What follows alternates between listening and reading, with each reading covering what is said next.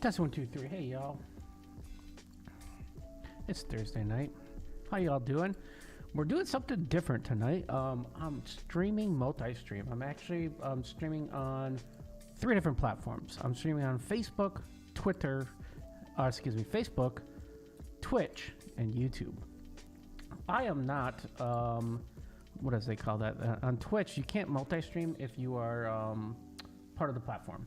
And if you get a certain status, and so there's a whole license thing where you have to have 24 hours exclusiveness. I'm not that with Twitch, and my goal is to just talk to developers about cool things. So I'm going to multi-stream tonight. So this is firing across 3 different streaming providers. We'll see how this goes. Let me know if the video or the audio or anything's being jerky. I'm kind of monitoring this right now, and so far it seems to be just fine. So I think we're okay, but we'll kind of see here. So let's see here. We left off on this afternoon. We were working on the profile and trying to get a user profile going here. Yeah, I'm streaming to Twitch, Twitch, Facebook, and YouTube all at the same time. I'm using Streamlabs, which that's the reason why I bought Streamlabs years ago, was so I could multi-stream. And since I'm not in the Twitch status where I lose my stat, I'm not affiliate or anything. I don't have enough subscribers for that. And honestly, even if I was, well, terms of services are only for affiliation. So if you want to keep your affiliation status, that's what you need to do. But if you're not a partner affiliation, you can multi-stream all you want. You'll never be able to get affiliated or platform, and that means they're not going to promote you. And so that, if you're interested in Twitch promotion, or if you're in a coding group that requires you to be affiliate, then you can't multi-stream. I'm just by myself. I mean, I hang out with a crew over in Discord, and I highly recommend checking that out if you can. They're a very chillax group of people called Dev Club, and there's a link in my Twitch profile. If you go to the about my me on, actually I can just call it up here 1 second here. I don't know if this will break the universe or the matrix, but twitch.tv/Biazol. This is where we should be. This will probably break the reality because I'm streaming of a stream here. But if you go into right here, you'll see that I have the Discord for Dev Club and for Couchbase. Couchbase, we have a Discord server also. So, feel free to jump into those. They're great communities. They are super cool people. They're all interested in the same thing we are, which is helping one another out. So that is the things I love. I don't know why it just threw that out to me again that we're starting the stream. My fear is that the stream is cutting in and out. Oh, I've got Discord open. Crap. I'm going to close Discord. We learned this afternoon that Discord likes to try to take over my hardware for some reason because you can stream through it also. And so for whatever reason, there seems to be a bug in the Mac version. I'm not sure, but I lost my audio and camera in Streamlabs. Kept saying it was disconnecting if I ran Discord, so I've been closing it. I used to like to keep the chat open for it, but obviously if it's going to ruin my stream, I'm not going to keep it open because the goal of this is just to hang out and do some coding. So we've been using ChatGPT and GitHub CoPilot. The GitHub CoPilot, as I kind of talked about this afternoon, is through a plugin that you can get on GitHub, and it's called CoPilot for Xcode. And what that does, it allows AI to come in and give us some recommendations in our code. Now, I've kind of talked about this before, and we asked ChatGPT a couple streams ago when it was last updated, and it said literally September 2021. So its Swift version it only knows about is 5.5. So there's quite a bit it doesn't know. The beta I'm using on my laptop is 5.9, so it's 4 versions behind.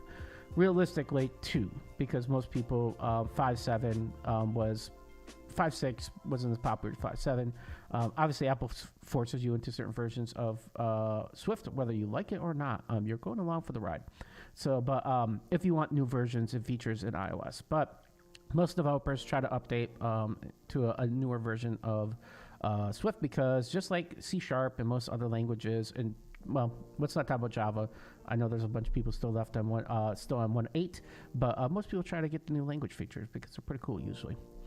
So we've got a user profile repository, and we made it in a observable object this afternoon. And why did we do that? Well, because we want to be able to use something called Combine. Combine is well, let's go to the documentation real quick for those of you that don't know what Combine is. Apple Docs, Developer Docs, Combine. Combine's like a messaging framework and so much more. And it basically, there says custom handling is asynchronous events by combining event processing operators. Obviously, if you use the pub sub, that you're going to feel at home here, but it has so much more. It's got actors, it's got all the kind of things that you like in a framework that would have pub sub and a bunch of features. It's very similar to other language frameworks out there that do these kind of things.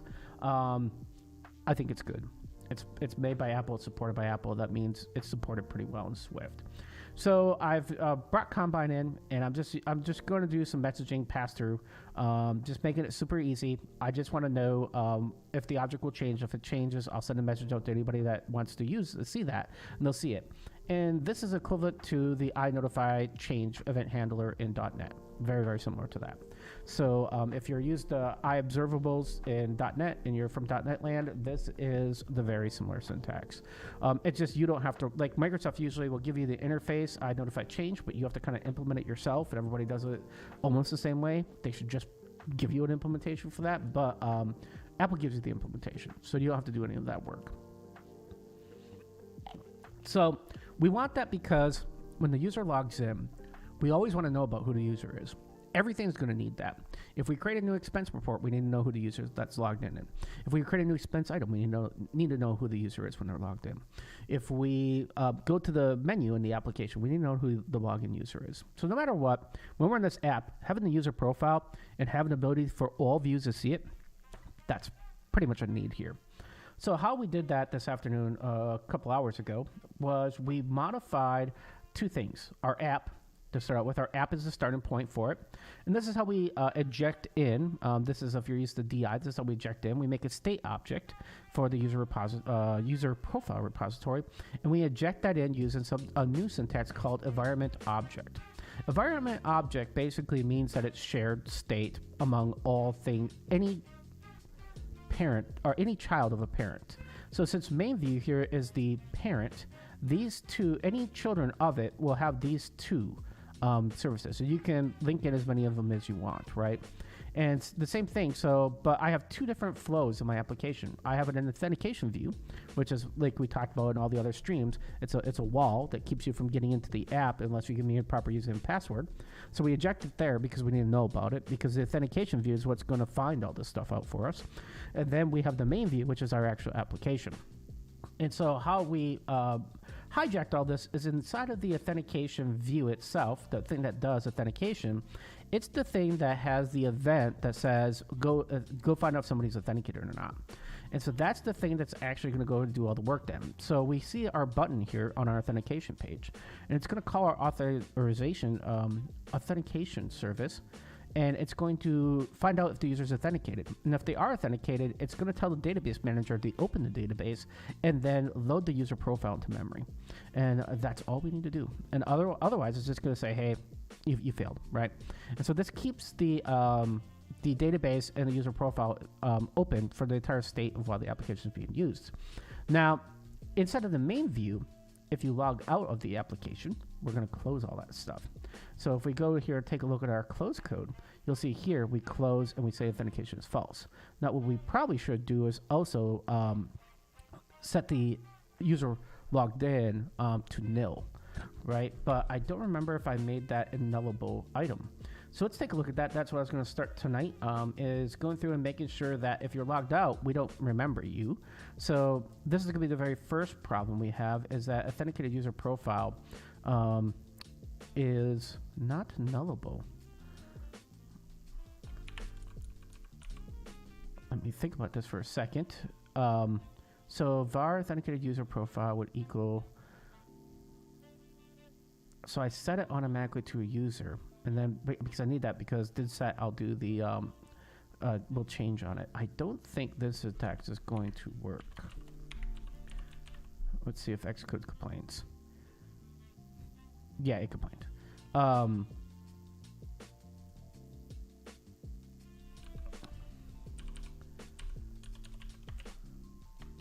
So this is the nullable. That's usually the nullable syntax, but I may have to ask.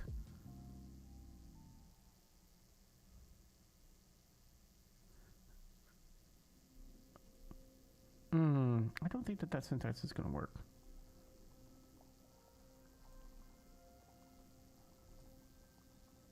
Oh, it did actually work, because you'll see here it's saying it doesn't know if it can set that because it doesn't know if it's been created or not.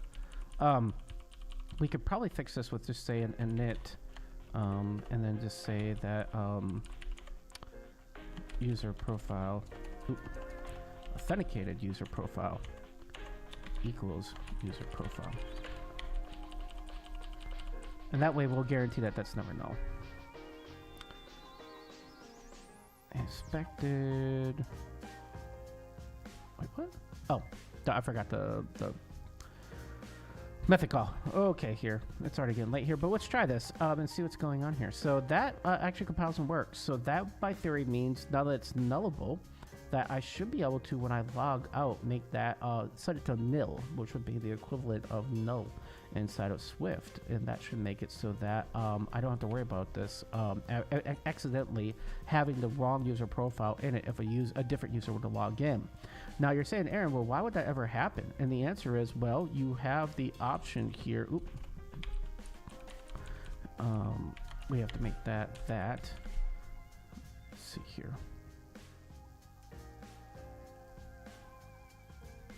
No, that's wrong, Swift. That's definitely a bug. Cannot find full name in scope fix. I don't think that that's right. Yeah, that's wrong. I think what we have to do is get the authenticated user profile out of there, because so this is the problem that I've created for myself, right? By making it nullable, the problem is now in my UI, when I call something in it, it doesn't know whether or not it's null or not. And so now the problem is that I can't show per se on the main view that. So we can basically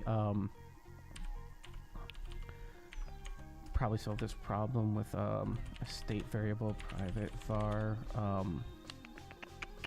full name equals and string equals, and then we can let's see here. I'm pretty sure Swift has ternary built into it, right? It should have that built into it. We should be able to do a ternary operator on it, and say if that's not null. Let's find out from ChatGPT. Let's ask it about this.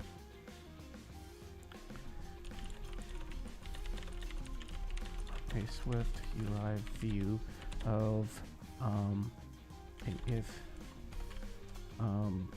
statement that checks a value, and if it's not no, nil, use one property, otherwise default to an empty string.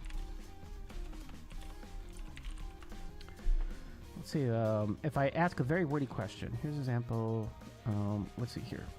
So that's what I was looking for, optional string, and all right, so it's double question mark, almost the same thing as C#. So we can basically use that to say that if the username is nil, then to basically pop that in instead. So let's do that. Try that at what it told us to try. So instead, we don't even need this. We should be able to say full name question mark like that, and it should be. It's still gonna want the question mark in there, isn't it?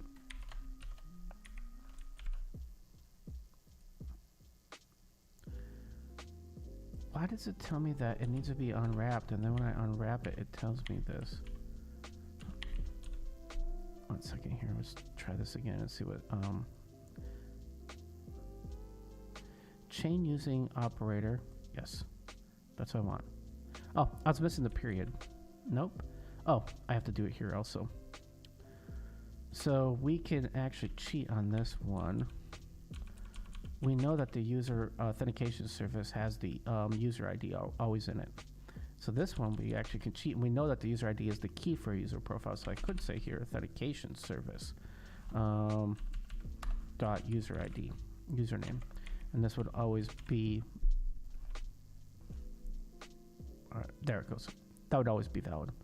Let's run this and see if this works. By theory, oh, we forgot. Did I set it to nil when they log out? Let's go check. I lost track of what I was doing here. I did not. That was the last thing I was going to do. We want the user profile, so we're going to say user profile repository dot authenticated user profile equals nil, and that will. Oh, and CoPilot suggested the same thing. It was just a little bit slower than my typing. So GitHub CoPilot coming along for the ride, and so far not batting too far tonight. It was a little bit off on that constructor earlier than it, but it's coming back with strength here. Let's try this and see what happens here. I'm currently debugging on the iPhone. I'll try it on the iPad also. Let's go ahead and try this out. I made a little hack here, so if you just click the logo, it'll put the default username and password in, so I don't have to type so much. And we can see here, no name set. That's exactly how it should work. We can see here that all of our, let's make sure we didn't break anything in the process. No seg faults, and let's log out. And we logged out, and nothing happened. Let's log back in and see. Okay, now this is interesting. User not set is not there anymore. That's a defect. We'll have to see. Oh, because the user's not getting set a second time. That's interesting. Think about that for a second, because that gets set as part of the user. So when I log out and log back in, I'm somehow not getting reset the user profile in memory. And so because of that, the not set's not getting set there. That is going to be a problem for us. And so we're going to figure out and debug why that's happening before we move forward, because that means that my user, if I log a little back in, ain't going to get set. So let's go back to our authentication service. This is right. We have to go to authentication view, because that would be our culprit, right? Because it's going to set the user in the action here. So if authenticated, we're going to say shared, and we're going to say load user profile, and it should load a username here. We may have to put a breakpoint in here and try this out and see what happens. See if we're... it's the first time we know it works on the application, right? We should be able to just hit continue. And let's go check our menu, and you see no name set is working. Okay, that seems right. Let's log out. Let's click it again. Our breakpoint's firing. All right, so let's step into this and see what's happening. And I stepped in and nothing happened, because did I step over by accident? I sure did. Can we rewind like we do in Visual Studio? It did not let me rewind. Let's log back in. And now I'm going to seg fault, right? Because I've probably got a breakpoint in it, and it's going to be mad at me. Nope, I survived. Oh boy. No, I don't. All right, let's just try again. let's go into the implementation of this, because that's really where we want the breakpoint. We don't need it. We know now that the authentication view is calling it, so we don't need the breakpoint there. So it's disable. Delete that breakpoint. Delete that breakpoint. Thank you. I have to ask more than once for some reason tonight. Chat, I hope you're all doing well on this Thursday night. I hope that you're having a good end of your week. In the U.S. here, it's going to be a holiday next week, so that's pretty nice. And I hope that y'all have some great, if you're in the U.S., you have some great plans for your 4th of July. Maybe go out and do some barbecuing or something like that. That also is exciting. So let's see here. We've got our user profile. No name set is there. Let's go ahead and try it again now. And we should hopefully hit our... I wanted this breakpoint, not that one. Let's delete that breakpoint. We want it on the guard statement. Let's go back to our simulator now. And our simulator, not our code guy here. Let's see what happens. All right. So let's see if our user is getting set. So our user is getting set. We hover over it. We got userexample.com. That's exactly what I was expecting to get. So let's go through this. We're going to step into this. So we're going to check. So here we go. So we're got an authenticated user. We didn't get an authenticated user, which would make sense. We're not supposed to get an authenticated user. Now I think about it, because in this workflow, we don't have one in the database yet. We haven't saved one because we haven't made the edit screen and done that yet. So we should have those. Authenticated user profile should have a value in it. So let's go in and check here. Document type set, authenticated. So it is nil right now. There is our problem. So that's because we set it during a init. And a init only happens once. It's a constructor, and this is a singleton. And this, it's not a singleton but it is. We only injected into the view once, so it's been DI'd, right? We injected that in with the environment object. So this init's not getting called over and over again. That's a flaw in my code here. So that's a defect. So we can't do it here. We kind of have to say, because we're going to do this every single time a user logs in this else statement, we would have to first set the authenticated user. Because we know that the user isn't in the database, we'd have to make a new user profile here. User, and then we would set the email. But we actually have one that we could just set the user ID here, and we can get rid of this line, and it should create it and set the email address. Because in the previous stream, we made a constructor. What is it missing? Oh, yeah, I forgot to put the email field in. That's what we want to set. I made a constructor override for this so that we basically could do this. So catching up with myself here now. Past error, new future error would have run into this problem, made the constructor ahead of time, but then forgot that it, to fix the code, I guess.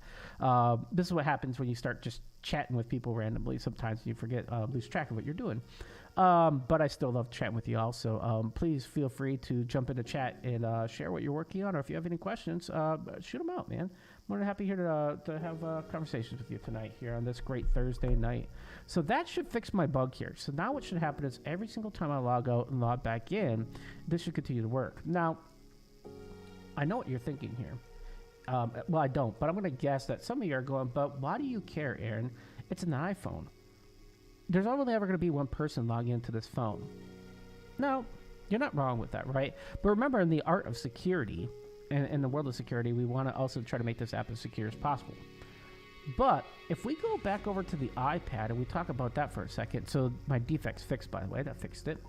If we debug this on an iPad's a totally different device, especially for enterprises. I know this because I used to work at a pretty big company. iPads are a lot of times shared devices, and you check them out at companies. You're like, hey, literally this happened to us where when people did inventory audits, the audit team had a shared iPad that people would share and use. So I know this. I've also been on like vacations, like over, I went to Greece a couple years ago, and we went on this tour, and they gave us an iPad, and it was like, just had like a really strong case it was in and stuff, but you had headphones you put on it, and you could, we were in a museum, and it would read to you certain things audio wise, and you could read, and you could scan your camera and QR codes and stuff, and it was a custom app. And so that shows that also there is definitely a shared device strategy over on iPads, and we want to make our app work on iPad also. So from this standpoint, we want to make this as flexible as possible for people. So we're going to make sure that the iPad, if you do have multi-users, that we're not remembering those users, so the iPad experience is better. Now, the cool thing about iPad and this code base with SwiftUI is that split view works out of the box as long as you're using the newest version. So I can actually just go here and say split view. I can grab another app like the Freeform app, and you can see here my apps are side by side with each other. Now, the other cool thing about side view is if I just move this bar over, this turns into the mobile version of the app. And all my navigation structure is coming because of the fact that this is kind of like the same view as the iPhone. And so with split view, you have this total flexibility. If you want the full screen, you're back to the 3 columns. So this is using what we call UI split view. So this is really, really cool. It gives us that really native experience that you have with apps like the Notes app and the To-Dos app, where you can have multi-column, the 3-column experience. But if you use side view, sidebar and side view, you have the split screen experience that's working out of the box. So that's one advantage. If you were to do this on an older code base, there are some things you have to configure to allow support for that. So if you have an older project and you're trying to figure out how to do that, you'll definitely want to Google that. There's a couple settings you want to change to support it. But we're working out of the box with it. The only thing that I think may break is swapping between horizontal and vertical. And usually that requires a little bit of code at the end to massage that and make sure that it doesn't break. We'll probably handle that last. But the theory is that we now have users. We're getting users from the database. We're not getting a user back because we don't have a user. Now that is a problem because we want to have a user. We probably want to, and so I'm trying to think about how we want to handle this. We probably want to, should we make the form first or should we make the database first? I guess it's the chicken and egg syndrome now, isn't it? Let's go into the user profile view. You'll see here we just got text, and we don't want that, right? We want a form where people can fill stuff out. We're also trying to have our AI overlords do all the work for us. So let's ask our AI overlords. We'll make this half screen here so that I can still see my code. I'm going to ask our AI overlords here, can you generate a new SwiftUI view that is a form for filling out a user profile? The user profile, we're going to give it great detail of what we want. The user profile, I'll put a space there, should have a first name, last name, job title, a department. Well, we'll get to department selector in a little bit. A department selector, and we're going to get into needing that pre-built database in a few seconds here, or a database that stores all the departments inside of it. Job title and a department selector that gives the user the option to select multiple departments from a list of departments. I kind of described this in the previous stream that in our example here, I used to work for an accounting firm that basically had people that were part of multiple departments, and they'd have charge codes, and when they did something, they would have to charge one department or another. So I want to have the ability to do that in our app also, because that seems like it'd be interesting and something that you may not, some people may have not seen before. So let's go ahead and do it. So let's see what the codes come back with here. I'm kind of interested to see what we have here going on. Obviously, it doesn't know about macros, so macros are new in Swift 5.9. So you can see here, this is the old way of doing previews, so that's not what we probably want. But let's go through and see our view. So you can see here, it gave the probably departments I would have in my example also. It's using state variables for the first, last name, job title, and this select department. And we're setting our department equal to here as a static. And then we have some text fields. We have a form, and then we have a header for departments, and we're doing a for each over the departments in a multiple select row. I don't think I've ever seen that before in SwiftUI. I'm trying to think here. The last time I used the selection, it gave you the option of the selection type, and you could switch between the wheel, a list that would come up on another screen, and I can't remember the third option, but if I remember right, there were 3 options for selection view. And then we see here that it has multiple selection row, and this is the UI for the row. All right, so this is solid. So let's bring this into our code. Oh, Matt taught us. Well, we don't want all this code, so we're not going to copy all of it. Well, poop. Maybe we should. And then we'll just delete what we don't need. Let's do that. Let's copy this code and bring it into Xcode and then start massaging it. So we have, where's our user profile view? So let's start closing some of the stuff we don't need anymore. We don't need an authentication view. Database manager, you're cool, you're a good friend, but we don't need you right now. User profile, we may need you in a few seconds here. Authentication service, we don't need you either, but we need user profile view. And here's our user profile. Let's add this code in, and then we'll start massaging it as we need to. So the very first thing we could do is we can kill the import for SwiftUI. I think this is going to conflict with this view. So let's go ahead and kill this view because we don't need that anymore. We probably should put our preview below all of our code here. So let's get our preview down here where it belongs. We'll do some pruning here and get rid of this. This is the new macros. If you haven't seen macros yet, they kind of work like other languages, but they're way cooler. This is the big new feature in Swift 5.9. Apple and WWDC 2023 announced this, and man, they're going bonkers over this. A lot of people really like this syntax. It is super flexible. It's like macros, old school macros on steroids. It is like annotations and old school macros from like other languages like C# or C and C++ put together. And so this is kind of either code generation or you could use it like as an annotation system. And I'm liking it. I really am. I'm not going to lie. I think it's pretty cool, actually.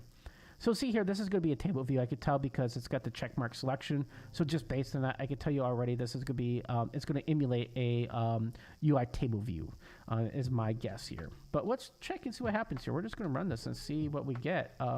See how far our AI overloads are. The question is whether or not this is the best SwiftUI view way of handling this, right? Which we won't know until we try it out. Let's see here. So we're going to click here. We're going to click on user profile. See what happens. Oh, look at this. So it just made just like I thought, it just made a table, and you can just select multiple if you want. I guess it's okay. But I was kind of hoping for the wheel option. I thought there was an ability. I know there's an ability for this because I've done this before in SwiftUI.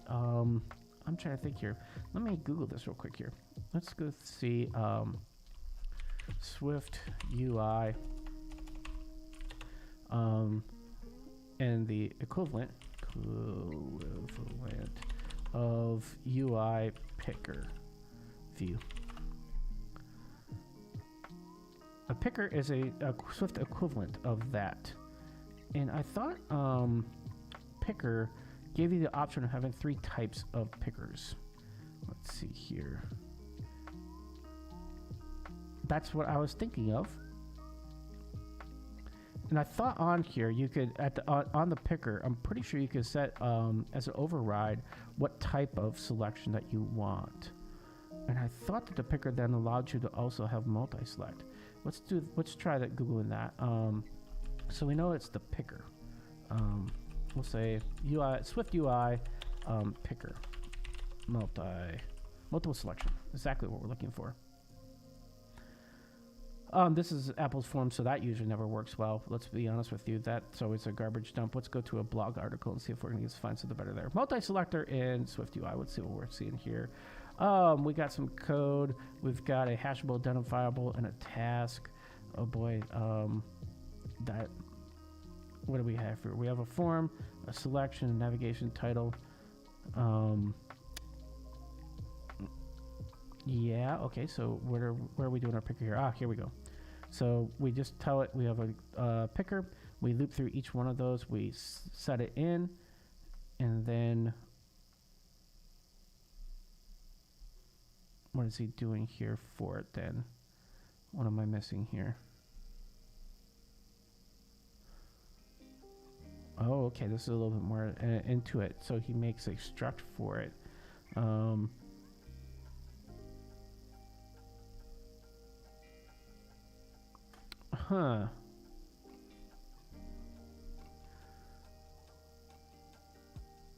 So he basically just customized a custom view for it.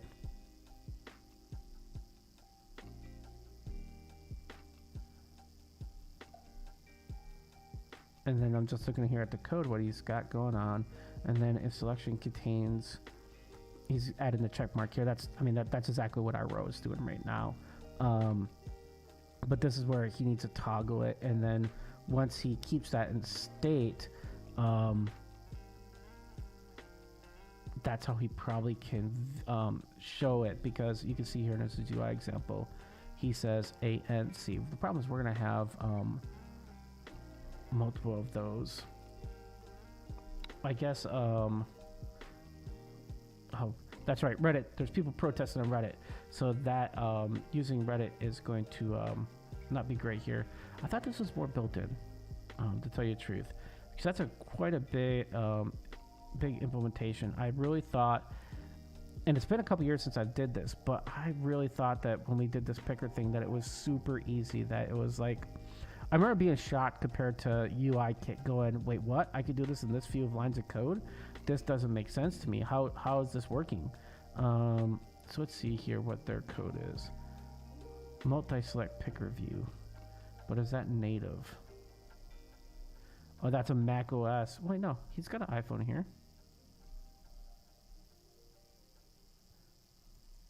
Multi-select picker view. So is this what we used? And that was, let me see if he wrote that. Multi-select picker view. Oh. Let's see here. Then I came across multi-select by Aaron Dipper. Decided to implement that, and it worked. Remember my code. I couldn't find an example where stuff was. Okay, so how I coded it.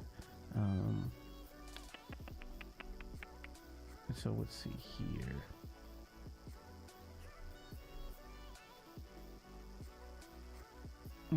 Boy, this is, and so he does it platform specific here. I guess for right now, let's just live with our UI, because I really want to get to the core of the database. And looking into this is pretty intensely, a pretty intense thing. I probably could ask our AI overlords for a better implementation, but honestly, they already gave me an implementation that, for the sake of doing this in our demo, kind of works. We can go back and maybe put a to-do in our code that we'll try to make this maybe a little bit cleaner afterwards. So let's just do that. We'll add our right here for our department. We'll say to do maybe look at a cleaner implementation in a future release. And that may be sooner than later, because once we get the database and we want to use real departments from the database, we might have to come back to this. Though we could just bring those back, I guess, as a string from a single document. That wouldn't be all that terribly difficult to do. But we probably wanted the ability to edit the department list on the server, from, you know, because this would be shared data, right? It's not just our mobile app. If this is a real expense report system, it's probably coming from some kind of accounting system. They have charge codes associated with them, and then we'll probably make the charge code the ID of the department. Sorry about that. So we probably in that case want to kind of go through then, and we'll deal with that bridge when we cross it. For right now, this is probably good enough. Let's just check, make sure I didn't break the world here. No, I don't want to check iPad though. We're okay with iPad. We've already checked that. Let's check iPhone one more time, and then we're going to move on to trying to take that form and try to generate the actual saving of the user profile. So let's see if the form generates properly on iPhone. I'll go ahead and log in. By theory, it should, because if it worked on iPad, SwiftUI is multi-platform. So there we go. We got our first name, last name, job title, and we can pick from our different departments. They're not in alphabetical order. That's going to drive me crazy. Let's see here. We probably could just manually put these in order, right? We don't need to run, well, iPhone processors. I just give a rant about this earlier today on the previous stream. How they're so fast that you don't really have to worry about processing, like doing simple things, because the processors Apple's make are just so fast that for most of your calculations, unless you're doing 2D or 3D animations and stuff, the hardware is like overkill for simple apps. I mean, literally, you have a supercomputer in the palm of your pocket, you know, or in the palm of your hand. They're putting the same processor in your phone and your laptop these days. That's how powerful they are. Android's a different conversation. Let's not talk about Android and some of the cheaper phones there. But if we're talking about iPhone specifically, the hardware is pretty top notch. Now, I'm not saying that to be an Apple fanboy. I'm just saying that that's reality. We all know that to be true. Whether you love or hate Apple, they put a boatload of money into processors, and they're pretty good at that. Let's see here. So I think that this is going to get us started with the user profile. And this is enough to, why did I run this a second time? I really didn't need to. I think I was just looking to make sure the departments were in alphabetical order. That makes me feel better about the universe. We should probably put some charge codes in there, which means that this is eventually going to need to be an object. But let's see if we can get, should we deal with that now? We should probably deal with that now. The reason why is because we want to save that into the database, and this will give us an example of how embedded objects work. And that's a very cool feature that, you know, if we think about it, if we go back to our good old relationship database, right? And if we talk about the old way of thinking about things, let's bring up our, I think I have numbers installed. I don't have numbers installed. How do I not have numbers installed? Numbers, by the way, is the worst spreadsheet program ever built, but I don't have time to download Excel and install it, and that's really what I should be using to show this demo. I don't know all that much about numbers. I just know it's an Apple spreadsheet, and the 3 times I tried to use it, it was garbage. Just go get Office 365 and use Excel. Or use Google Sheets. That's a better idea. We probably should call it Google Sheets too, but it looks like Numbers is installed.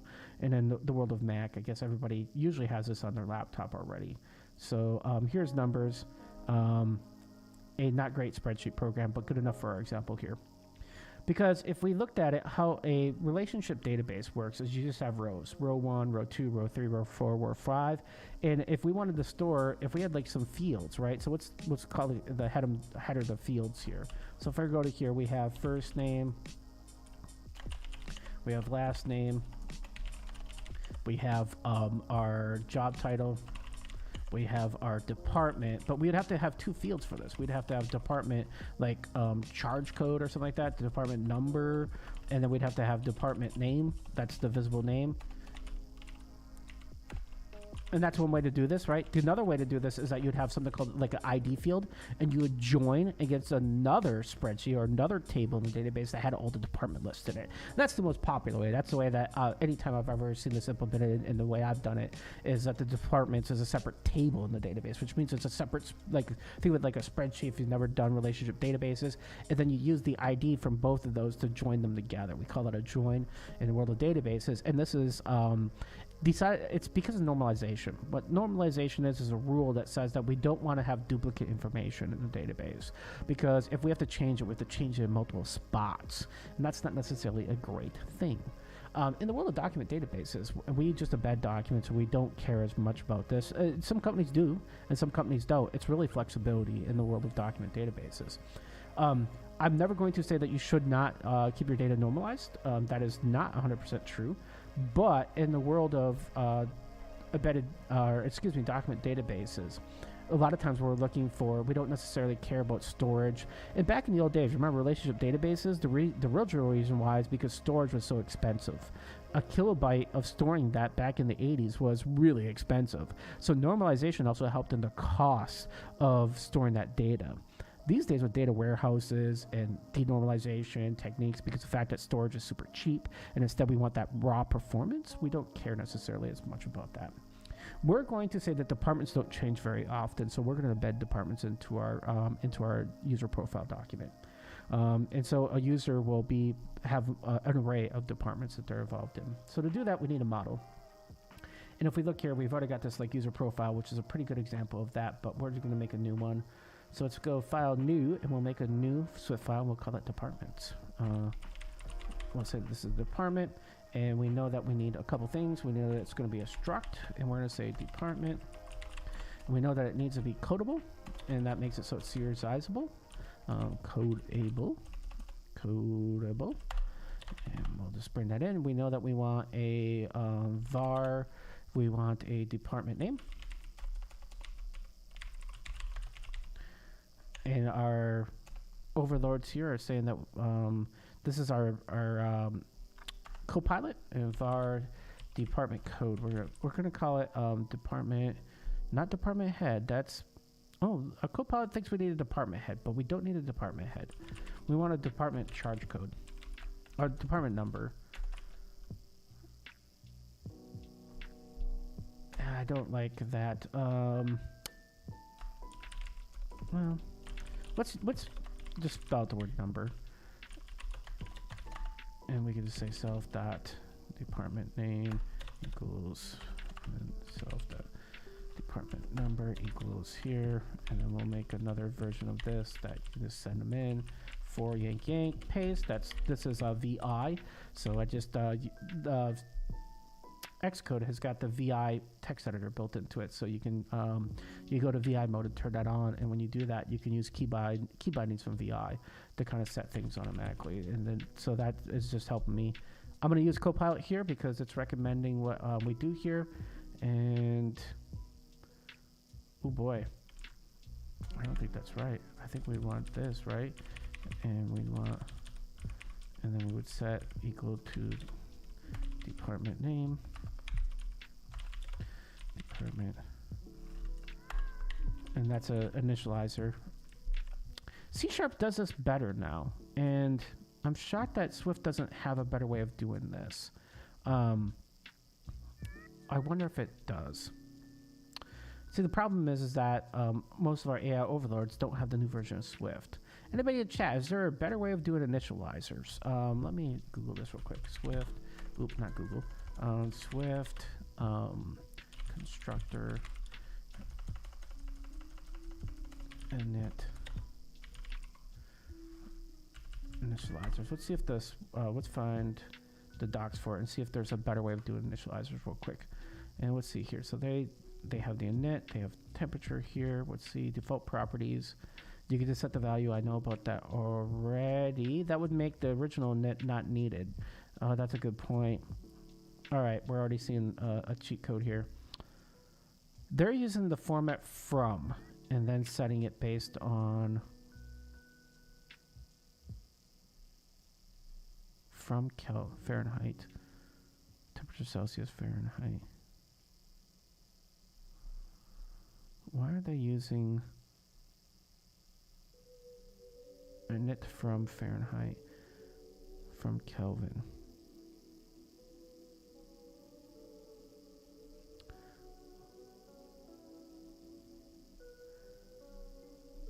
Huh. This is what I was looking to see whether or not they have a better syntax for red double, green double, blue double, and white, and then you can set it all to the same. I mean, that's a stock standard there, right? But C# has got initializers now, at least in the new versions, C# 12, where you could basically just set the initializer in the constructor, and it's based on the same initializers as records. So now in the class definition, just like in Kotlin, you could just say class name, parentheses, your initializers, and you're done. You don't have to define your properties. It automatically does all that. And that was originally part of records, and now it's in for classes also in struts. That also works in Kotlin. In Kotlin, that's how we do initializers. I've got a little Kotlin code here if you're interested to see how the Android world does this. And I'm really used to doing that in Android. If I were to go look at my models folder, let's just take a look at a report here. You'll see I just have a class report, and then right here is the definition of the variables, their default values. And then if you set one in as part of the initialization of it, it'll just set it. Anything you don't set, it'll take the default. And so anytime I make one of these, I don't have to, there's no properties defined, nothing. It's very clean. And that's what I was kind of hoping Swift would have, but it looks like it's not there yet. Our Kotlin's going to get one ahead on there because this is, I think Matt, I'm not sure if Matt, you're still here, but I know Matt was saying, boy, that's a lot of bullet point code. I kind of agree with you on that. I think Kotlin is doing that better in C#. And from what I'm looking at the Swift docs, I just don't see where you can set the property in the init and then have it automatically generate based on just if it's in the init, make me one. That's what I was kind of hoping for, is that they would say, hey, if I just define it in the init, it'll automatically make me a property for it. Instead, it's doing the standard stuff that everybody does with, like, just if you set an initializer, it'll on a value of it automatically init to that without having to call the init on it. That's a bummer. Delegation. Wait, let's see here. Let's see if we. I'm hoping that if I scroll far enough, it's going to tell me that there's some kind of way of doing it that like Kotlin and C# do it. But I'm just not seeing it, and I'm over halfway through this. And I think this is just giving us. It's probably going to go through the life cycle here. Yeah, this is just a bunch of technical documentation explains of why you want to do initialization in certain ways. This is not getting us what I thought it was, which is the ability to have the property self define themselves and stuff. So that's a bummer. But this is not needed because what it was saying is that you could just do a default initializer like this, just like in other languages, and that should take care of the default init because we can just default those to be in blank strings, and then we can just set it here. So departments, we have a couple different things to think about here. We can hard code them in our app, but that does not make it very customizable in the long run.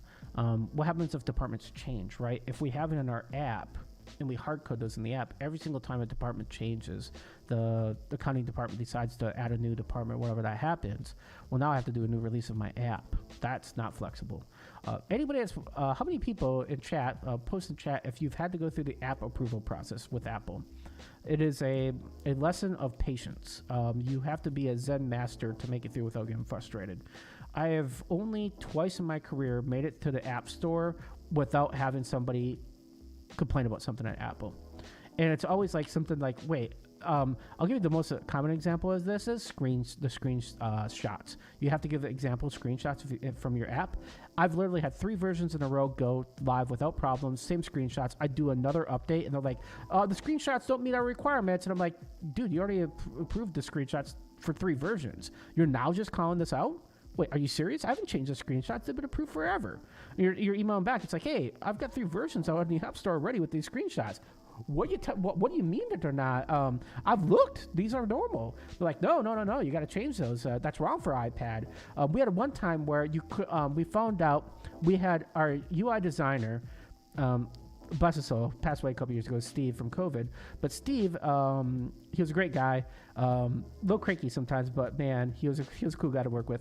He had made a screenshot of our app and put a little tiny animated finger like on it, so a person would know like where to tap on a very specific thing. We had this like slide out control, and so he had the motion of sliding out to see, like, I don't know if you've ever seen this like in a row where you use your finger, you slide out, and you can see a couple buttons. He had that, and so he had the finger like animation with a little arrow to show that you could do that in one of the screenshots, because our screenshots were generated from Sketch or Figma. We didn't have real app screenshots. We had our mocks as our screenshots. And Apple, in the past, had allowed this without problems. Because he's a designer, he ain't taking screenshots of this. He's going to just use what he already has in Sketch. And he's the one that generated screenshots for us. So they kind of complained at the fact that it couldn't have the finger icon, which we're like, what? Are you serious? We've had this like for like 3 versions. Okay, I guess. We looked over the App Store for like a half day to try to find another app that had one of these so that we could complain that somebody else got approved. But eventually the answer is you just fix it, because otherwise you're just going to fight with Apple forever.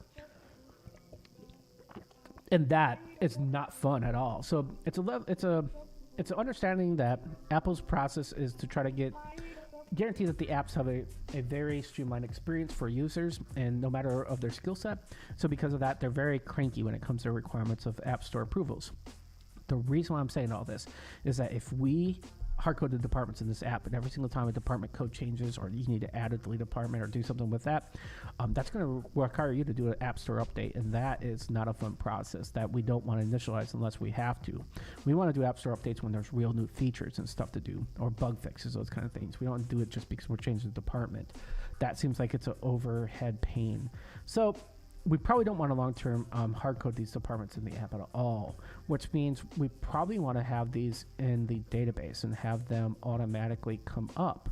Now, if we think about it also from a standpoint, how often does the department really change? Not that often, right? I mean, I can tell you I worked at accounting firms, and usually this is once a year. If they ever did this, it'd be like once a year because of how they report their financials. And usually a department, like I said, has to do with the charge code.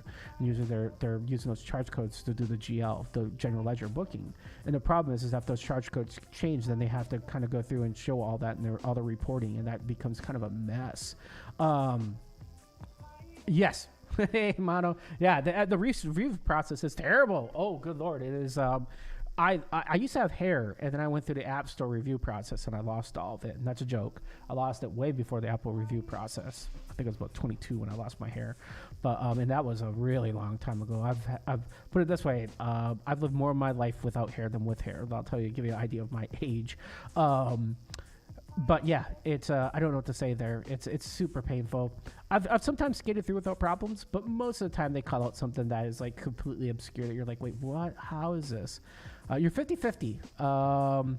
For legal reasons, sure. Yeah, I mean, it's super complicated, right? There's so many things that go in it, and anybody that's been there, you get my 2 thumbs up of approval on sticking with it and getting through the process. It is something that we all have to do as app developers, and yeah, it is painful.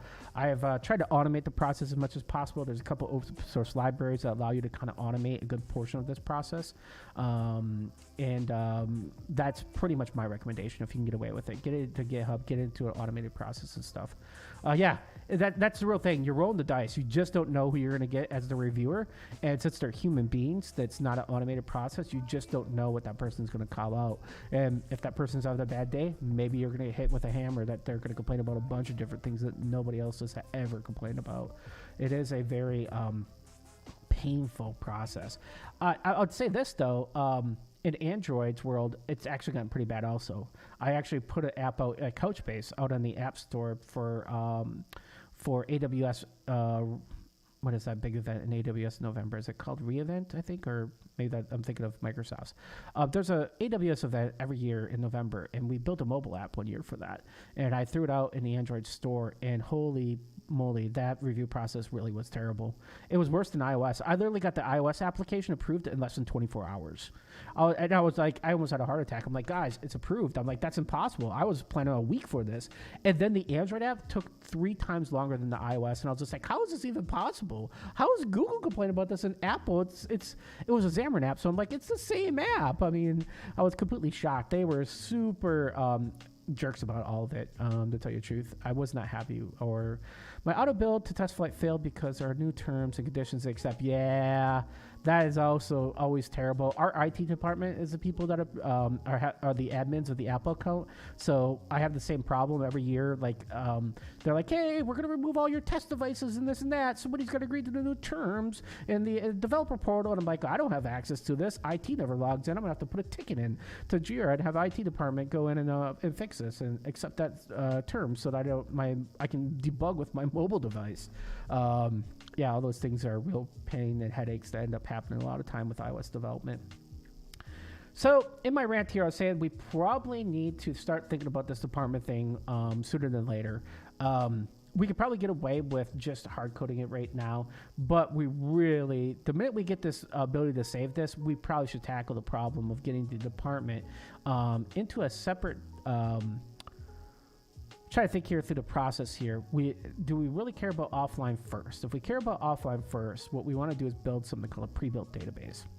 And the pre-built database concept is that it's embedded into the app. When the app first starts up, it'll come in the app. And then we basically explode it out, and we take the data and we copy it to another database that we can write to. And then we tell that database to replicate with the server, and then any new documents or anything that change, it'll replicate back and forth. That's usually the recommendation approach for this. And that way your app can basically have some sample data to get started, or you don't have to worry about if the user first time launches the app and there's no internet connection. They can actually do part of their job without problems. That's a really popular thing for a lot of our clients. I'll give you some examples of clients that do this, that have this kind of thing, that are public clients that I can talk about because they're cool with that. And cruise ships. cruise ships are have a very much an offline mode, right? You're out in the middle of the sea and you have no ability to talk to the internet, and it's the oasis land of just blue water, right? They are very much, a person may have the app on their phone, never launched it, and once they launch it, they need to have that cruise ship experience though. That data needs to be in there. They basically may have never launched the app before, but they want to be able to chat with the people that they're on the cruise ship with. They want to meet down on the bar so they can have a couple drinks, adult beverages, right? And so they launch the app, first time on a cruise ship, no internet. If that app doesn't work, it's a terrible experience for the cruise ship company. And so this is a example of like, no, that app needs to work no matter what. Regardless of you ever have internet or not. So they will have a pre-built database, and they basically store a lot of the information in, and they update their app every so often. When they update the app, they update the preloaded database inside of it also. They know the cruise ship schedules for months and months in advance. So because of that, they can have a preload database, and it's not that painful. Airlines are another type of customer that does this. A lot of times they'll have a pre-built database. And we've got some airlines, really big airlines. I'm going to not mention names because I don't remember who I could talk about, not talk about, because I'm not a marketing person. I'm a developer advocate. But I can tell you that airlines, this is another really popular pattern for that they're going to have a preloaded database. A certain amount of that information is just going to be in the app embedded. When you download it, it'll be available to the user the second they get the app and launch it, regardless if they're logged into the app or not. There's going to be certain things you could do, and that those are really popular implementations of this concept. And if you ever have to build one of those things, on my example, I want to be able to show you how to do that, because that's a real cool feature. You may not need it in this app, for example. How often would a person have an expense report that they don't log in? Well, one, they would have to log in with corporate credentials. So this is an enterprise app. So this is one of those examples where it's probably not real world for the expense report application. You would probably not need to embed these, because we would probably require these to be downloaded at least once from the main system, the main database, so that they're linked with the accounting codes. That's probably a more realistic implementation. At EY, the company I used to work at, and the previous to that, I worked at a different accounting firm, so I've worked at two of them, believe it or not. Both of them, that would be the strategy when I was building this there. So I would get those from the server. I wouldn't embed those into the app, because for accounting reasons more than anything else, the InfoSec department would be really mad if I embedded those into the app and somebody were to tear apart those and be able to get access to those charge codes. They would consider that a data leak situation. And that's the only thing that you have to remember with an embedded database. If it's not encrypted, that database literally has information that if somebody grabs your IPA file, the actual app file, gets it off the device and puts it on their Mac, it actually explodes it and starts thumbing through. There's ways you can decompile the code. They're probably going to get access to that file, be able to see that data. So you have to be comfortable with either encrypting that database that's preloaded, if that's sensitive information, or you have to be comfortable with people getting access to at least that file. That's just something to be said about it. That's, to me, it's kind of common sense, but something you should probably note. And that's regardless of whose system you're using, right? Whether you use hard-coded JSON files, you're using other database mobile vendors out there. There's plenty of them out there. SQLite is a primary example. If you're using core data, same problem would happen. And that'd be the same kind of situation you would have to deal with, regardless of if you're using Couchbase Lite or if you're using SQLite. Just things to think about when you're doing a mobile database. But I think it's a cool demo example. I do think that there is a real world case for this. And if I was at a smaller company or even like a startup and my departments don't change that often, embedding it in actually is going to just make it easier for me. It's not really a huge deal, to tell you the truth, because replication on the first hit, so the first time the app launches, if the network's available, it's just going to replicate out to departments anyways. So if anything, there's something we're going to talk about a little bit later, probably not in this stream, but in a future stream, we'll go over what they call Delta Sync. Delta Sync is the coolest feature. It's the reason why you want to use our enterprise product. What Delta Sync does is it only syncs the changes in a document. So if I have a big document, only one field changes, it only syncs that one field. If you look at other sync solutions, usually if it's a database table, for example, it syncs the whole table. And that means that you have this big giant sync every single time something happens. Or like if you sync a record, let's say for example you have a database table like that spreadsheet I showed, and you have 50 columns, only one column updates. You still have to update all 50 of them. It sends all 50 of them to the server, and that's a big pain in the butt. Delta Sync says no, if only one field changed in the record, we only send that one field up for a change. And that is a game changer from a performance standpoint and also just from a pain standpoint. It means that your Conflict resolution. What happens when two people change the same document at the same time? Well, if we're doing delta sync, we only really have to worry about those fields that have changed. And technically speaking, you'll have no sync problems. You'll have no conflict resolution if it's only one field from two different people and it's different field values. Say, for example, I have this department and somebody changes the spelling of HR in one record and somebody changes the spelling of IT in another record. There's no conflict resolution in those because those are unique things and they're separate records. If there were separate documents, that would not need to be conflict resolution on those because they're different fields, for example, right? There's something to be said about the delta sync. The delta sync is very cool, and it's one of my favorite features. And so I guess maybe the better example would be what happens if somebody changes the expense report name. You're changing the expense report name and somebody puts a comment into the expense report and they're all in one document. There's no conflict in that because the name of the expense report and the comment is two different fields inside of the document. So because of that, delta sync would just look at that, say, oh, there's a revision of it, but the name is changed, but that's cool because nobody else has tried to change the name at the same time. And so that revision would come in and then it would merge with the other revision that says, oh, the comments come in, but that's not changed anywhere else either. So we're going to allow that change in also. And so then the beauty thing is then your code isn't running that conflict resolution code, and that code's really hard. And you want to, if you're doing custom conflict resolution, you're not taking our defaults. That's the tricky sauce. You have to start making some really important decisions on like who should win. And there's ways you can think about that. Is it the most recent person that wins? Is it based on a couple really important things? Like, does the accounting department always win? So if the documents for a change was from a user in accounting, they trump everybody else because, for example, in charge codes, they should be the only people changing charge codes. So if there's a conflict in it, those people always win. There's many ways you can peel this apple, right? And I'm just saying that in that world, we allow you to do custom business logic. So it's something you have to think about when you're doing all this. So these are all the things I think about when I'm building this app, to think about, like, how do I want to store this department stuff? I think what we're going to do is we're going to do a pre-built database. But what I want to kind of do is see if I can get a document saved. So let's do this in a step. Let's just hard code it for right now. And then what we're going to do, if we have time, let's see, it's 9:43 already. I do want to get off before. I have a buddy here that's also streaming on Twitch, and he starts at 10. And so I don't want to overstream his stream. And that's why I originally was streaming from 9 to 11, but I actually want to end a little bit earlier now because I don't want to stream while he's streaming because he's also doing some real cool stuff, and I want to watch it because he's. I watched him on Tuesday night, for example, and he was doing all kinds of really cool stuff. He does a little bit of coding, and then he does a little bit of gaming. And so I stick around usually for the coding section. I don't know what time zone he's in, but by the time he starts gaming, it's midnight my time, and it's like I gotta go to bed.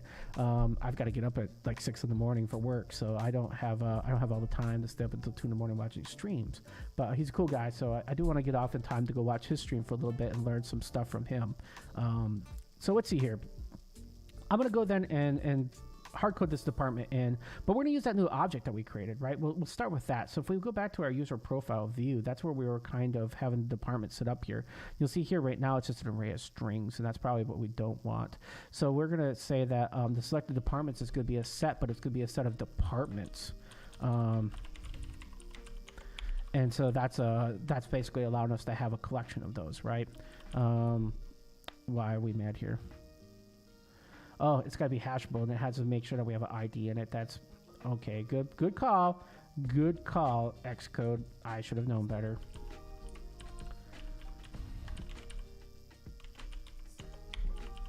And the department number will be the hash. And I think it's going to complain if I try to save that. It's going to say we need our hash function.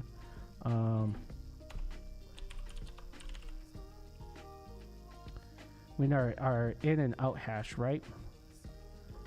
In and out. Yep.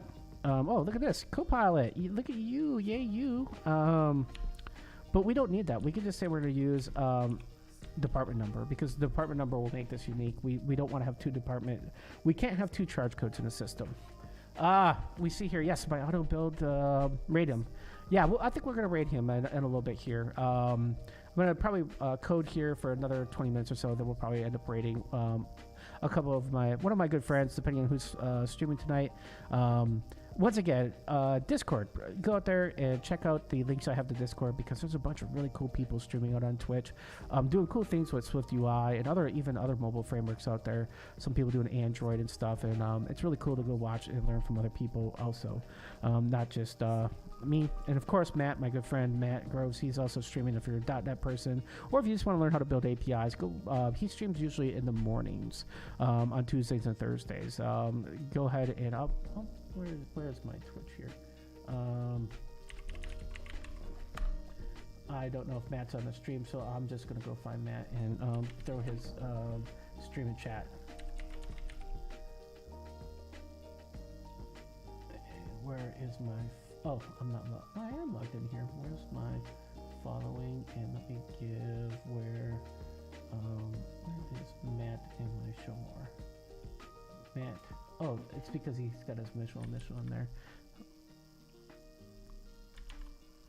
I have Matt in my ears now. If you're interested in APIs, I threw that in chat. Go ahead and follow Matt also. He's really cool. He streams on Tuesdays and Thursdays. He's doing a lot of .NET C# stuff. He's building realistic APIs. So if you want to learn how to do .NET and ASP.NET, follow him. He's a super cool person. And he's a fellow Midwesterner. I'm originally from Michigan. I live in Alabama now. He's from Ohio. I get it. There's a whole Ohio, Michigan thing here, but yeah, I got over it a long time ago. We gave him Toledo. Yeah, it was all right. I mean, so not a big deal. I do wear a Michigan shirt every now and then, and that sometimes upsets him, but we're still friends. Let's see here. So I think this is going to get our department so we can hash that. That will fix our user profile view. Let's go take a look at this and see. So now it should not be mad because it should say this is hashable. No, Xcode, you are raw. Okay, it has updated. Yay, look at that. All right, we're halfway there, folks. Now we need the ability to hard code these puppies somehow, and that's going to be a little bit more trickier. Not trickier. I recommend that we probably just do a function to do this. A factory maybe, like function. Well, we only need a couple of these to test this because we'll do the real thing. We do a database, so we could just say new. We'll say department, and we should be able to then, if I remember right,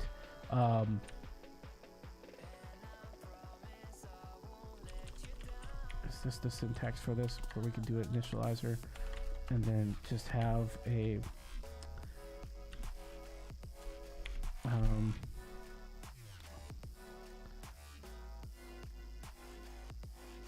array initializers. Let's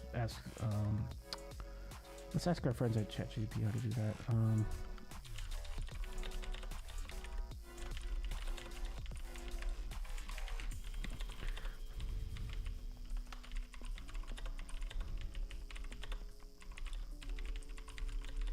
To be default.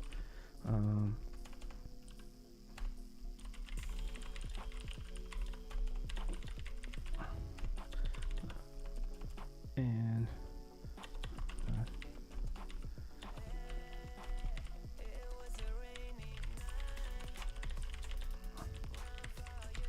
to write a name and let's see what our friends at ChatGPT says. In C# you could just do this with the squiggly bracket, and then you just basically do each row as a line, and you then can do an initializer. Oh boy. Oh, so it's in a very similar format actually. This is pretty close to what C# is. You don't have to define the department. You can just basically use squiggly brackets, so you don't need the class name in it. But that's pretty close to C#, so that's not necessarily as bad as I thought it was. Departments bracket, and then we don't need the constructor over here. So I think I told you guys, y'all, but I have not coded in Swift in about 8 months, and that's one of the reasons why I'm doing the stream, is to get my Swift chops back up. And I've been using Kotlin and C# in that time in JavaScript, and so my syntax for remembering Swift stuff has not been great, to tell you the truth. And we are doing strings for department numbers, and there is a method to that madness. Sometimes apartments will be like this. because it's a general ledger. I've literally had this at accounting firms I used to work at. So because of that, I want to make it a string because I've literally ran into the problem where if I make it a number field, they're like, well, no, we have this sub-department now. And, you know, so the IT department, they have a sub-department for people who are doing the server stuff. And so that there's a different charge code for that. So you got to do a .1 or you got to do a -1 for the server stuff. And you have to do this regular one for the other one. It's like, oh, come on, are you serious? I mean, you know how hard it is to change the database schema? Man, this is like a big pain in the butt. And this, of course, is over 10 years ago when we were using relationship databases. I'm like, you guys realize how long that's going to take to fix, right? I mean, this is not a small operation here we're talking about. This is a pretty big pain in the butt. You really want to do this? Okay.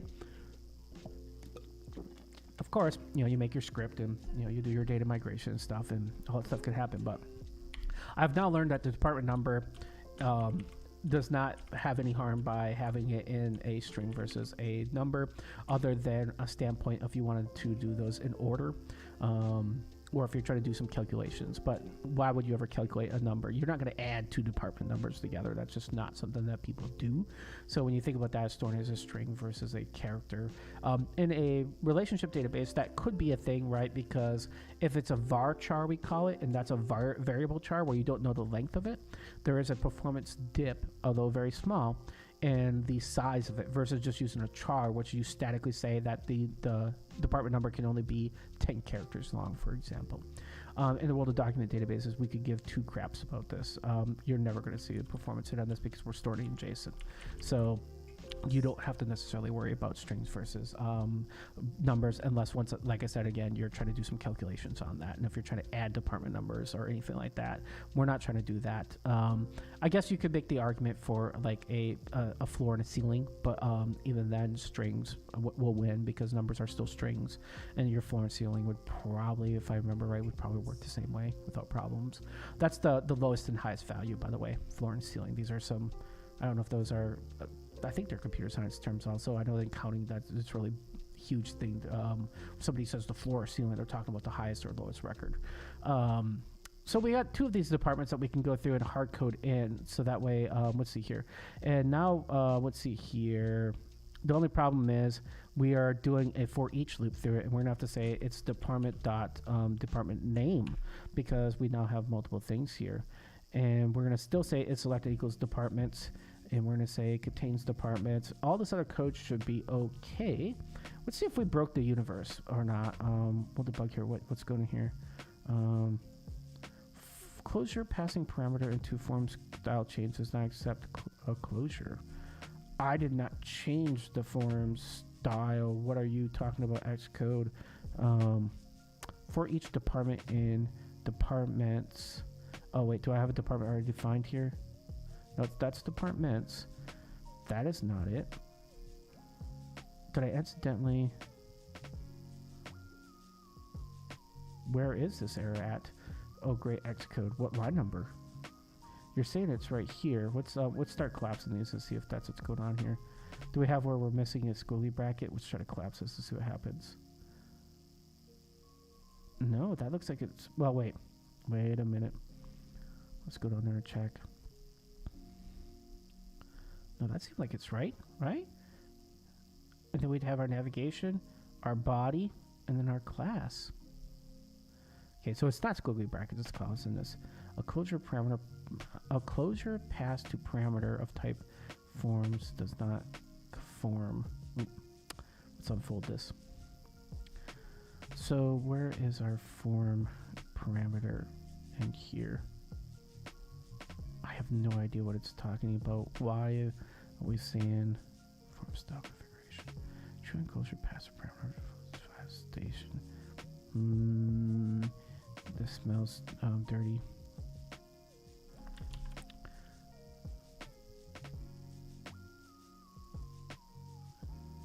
Declare from form. Let's tell ChatGPT that the code I recommended is coming up with the error. I'm getting this error. Can you explain why? I'm getting this error.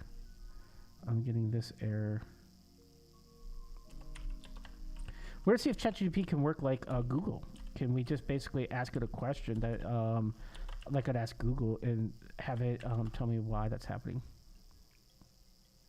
The error does not accept the closure type. It occurs when you're passing a trailing closure to a function or initializer. Does not accept the closing argument. A trailing closure is when you pass a closure function. Swift form doesn't accept any kind of closure parameters. So this error is due to misplaced brackets between the parentheses. If you're still having trouble, provide the code section. I'll be glad to help you. Holy crap! That's actually pretty sweet. That's pretty nice that it is saying that. So this will be a section. Did I accidentally, when I changed the department name, did I accidentally break this? Let's go backwards. What did I do here? That's the only change I made, right? Department, and I changed these to be numbers. So that's the only change I've made. So department name. The second I do that, that's what's killing me. Nope, wait. No errors. Did I accidentally delete something when I... It builds! Thank you, oh great compiler gods, for this awesomeness of not making me fight this. You are great, oh great Xcode. I will tip my Gatorade to you for making the error go away when I just retyped it a second time. That felt pretty good. Let's see here. We have our two departments. We can still select them or not select them. Our user profile screen is still working, even though we changed the department stuff. So that's making me feel pretty happy about the universe here. It's 9:58. Let me see in Discord if I've got a buddy here that's gonna start streaming soon. If they are, I'm gonna definitely want to jump on and watch them. If not, we'll go a little bit longer here. I'm gonna try. Hopefully, Discord doesn't kill my my webcam and my audio again like it did last time. I tried to turn that off. We'll see if he comes online and it goes into chat. I'll switch over, but I'll stream it till I see that.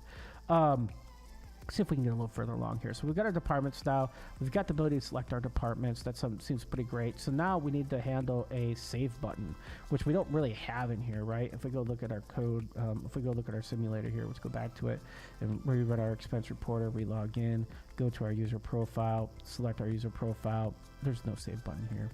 That's a bummer. We've got two ways to make a save button. One of the forms is that you put the save button up here in the navigation bar. And then the other is that you just put a big old save button here out in the form itself. I've seen it done both ways. I've done it both ways. The user usually, if we think about this from a usability standpoint,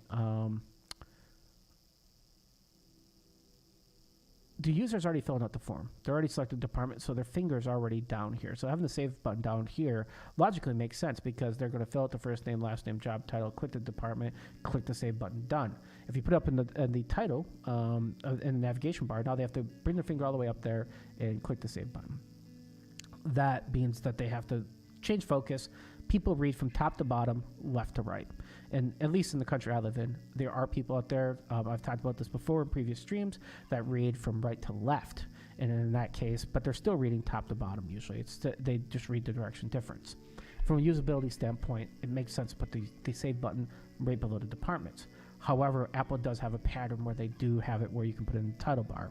I'm not going to diss that one way or another. I'm going to say for our sakes, based on the logic that I just went through, we should just probably put it below the departments and call that a day.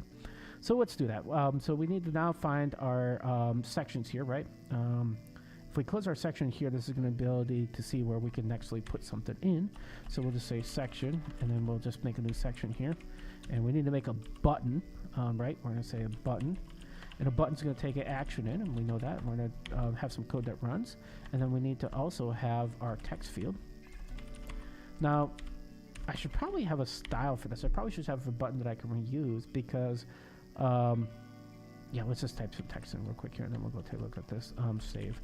Because the thing is, I want the same style as for my authentication screen, right? Now, here's an example where we probably want to go in, and you see here, this is a button, but look at all these properties on this. This is a themed button. I like this, right? I like this right here. You can see here I have this action, but really, I should probably refactor this into a custom button that you can just send in. Now, how would I normally do this? And I've already got a growing button here that kind of grows for logout. And you know what? I could just use growing button because it has a little animation in it. Let's just reuse growing button. Yeah, let's do that. In fact, we should probably change our authentication. You could have used this. I forgot I made this. I know why. Because normally I make a new group and I call it controls. And I normally would take a glowing button and I put it under controls, so I know that I go look at my controls folder real quick. I glance up at it and say, oh, those are the things I've custom written that I can go reuse. That's normally how I code when I code. So by doing that, I know that I already have a custom button because I work on so many different things. I sometimes forget what I have. That is a normal thing that happens. So now we can say growing button. And I can do the same thing. And I think my growing button, let's look at our main view because I have an implementation of it there. I'm going to cheat and look at my own code for my documentation of how to implement something. It should be at the very bottom. You'll see here that I just have growing button. I pass it as a style. So we just make a regular button and we just basically say the button style equals growing button, and the growing button conforms to a button style, and that's what styles our button then. So that's all we have to do. Let's go ahead and go back to our user profile view, and we're going to say, instead of this, we're just going to say button. We're going to have our button text, and then we're going to say button style equals, and then we're going to say growing button. And that'll get our cool looking button. And believe it or not, that should be all that we have to do here, and we should magically have a red button that when you click on it, it grows and animates a little bit. Let's try that out. There's our save. See how it just kind of grew and stuff. Probably want to change it to make it a little bit bigger, because if you think about it, if we look at our logo button, that's a little bit bigger. I'm also doing icons in the other one. I probably should do an icon here. But how many people really know what a floppy disk is anymore, right? I mean, that's the usual icon for save. But I also want that to be centered. I don't like it off to the side like that. So we should be able to do an alignment on this, right? If we say, well, this would be the section alignment.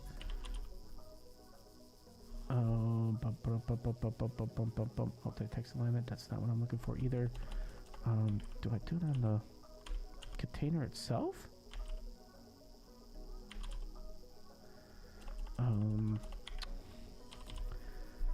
Section alignment. Let's ask our AI overlord. In SwiftUI, in a section, how do I align a row to center? Let's see what I do.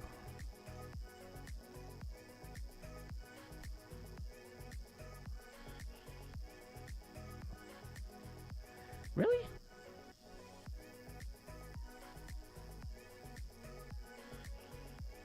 Really?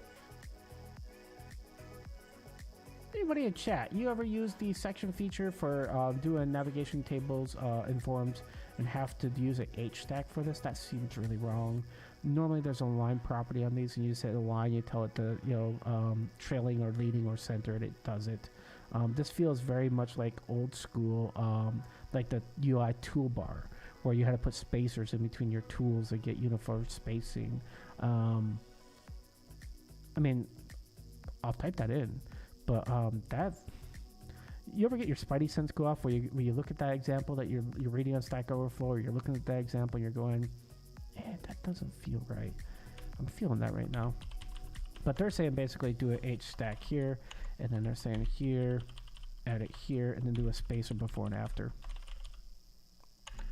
And this will automatically adjust the spacing in between. And you have to do something very similar in the old school UI toolbar, which you could put at the bottom of the screen, and or you could put it on the top, I guess. But that feels very not SwiftUI like. And I'm a little concerned that that's not the right implementation for that. It did work though. That's exactly what I wanted it to do. I just want that button to be wider.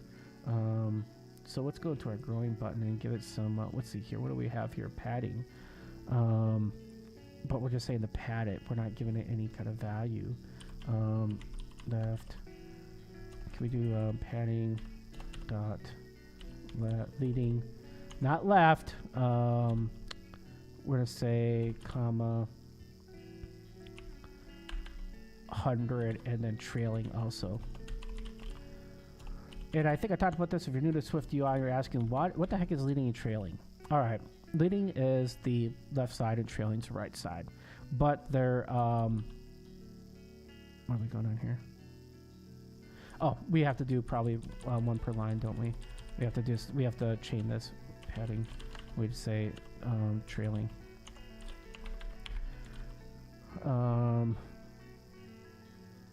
Yeah, that works. Why do we have the words trailing and leading?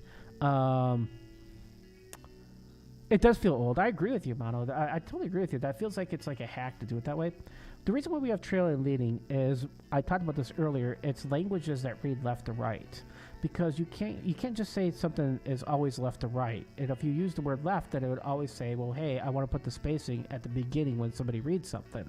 What happens if you switch the screen over because Arabic languages read right to left? Well, then, technically speaking, if you always did padding on the left, and that's just because that's where people start to read, that's wrong. That's not where you want the space. You want it wherever people start to read. And so that's why we have trailing and leading. It is for localization, for languages that you do right to left. This should give us the padding I'm looking for in that button. But I'll tell you, the spacer thing, I'm going to have to look at this afterward. That's going to bug me until the end of time because that just doesn't feel right. Now that I have it bigger, now it's not fat enough. Come on. Really? I don't like skinny buttons. I like fat buttons. Let's add a little padding on the top and bottom. Top. We'll add in 20 pixels and bottom the same thing. And that should hopefully get us a button that I'm actually going to like the look of it. And you're probably saying, why aren't you using Canvas to preview this, Aaron? Why do you have to... Ooh, that's maybe too fat. It's maybe too fat. That's a little too fat, right? Start and end is okay in Android. Totally agreed, Mono. That kind of makes sense, right? I guess my understanding is that leading and trailing is a design term that designers use, I guess, when they're talking about languages. And I think that's where, because Apple really caves to the design community a lot in a lot of their way of thinking about things. They're very much into that creative mind space. I think that's where it comes from. Don't quote me on that, but I'm pretty sure that's where it comes from if I remember right. That may be a little bit too fat. I may want to be going with 16 on this on both sides, and maybe drop this down to 80 pixels. Now that I see it being fatter. And what's going on is I was watching a couple of my friends stream here, a couple other people I know on the just from Discord and stuff. And when they were launching Canvas, they're having the same problem as I was happening, where Canvas was crashing Xcode. And so Canvas is the ability to preview what you're doing in code without having to actually debug it. And when Canvas works, it's a beautiful thing. And it's like most things in the universe. When they work, they seem really great. But this is what's happening. Exactly what happened. I knew it was going to happen. I click the Canvas button, go to preview the button to see if it looks cool, and Xcode crashes. Now, trying to view a code change of a button styling. That's what I was doing when this crashed. Xcode's in beta right now. I can't complain too much about this because this is not an official release. So I can't be saying, Apple, you dirty rats, you're ruining my life because you're crashing here. Because technically speaking, I'm running a beta. And when you run a beta, you are taking on the risk of having something break. Yeah, but I think I was watching your stream when I was watching this happen, if I remember right. I watch several people's streams, so sometimes I don't always remember all the people that I'm watching because I do watch a lot of streams.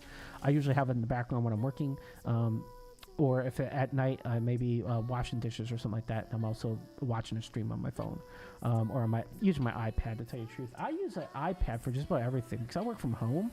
I hate the size of a phone; they're too small.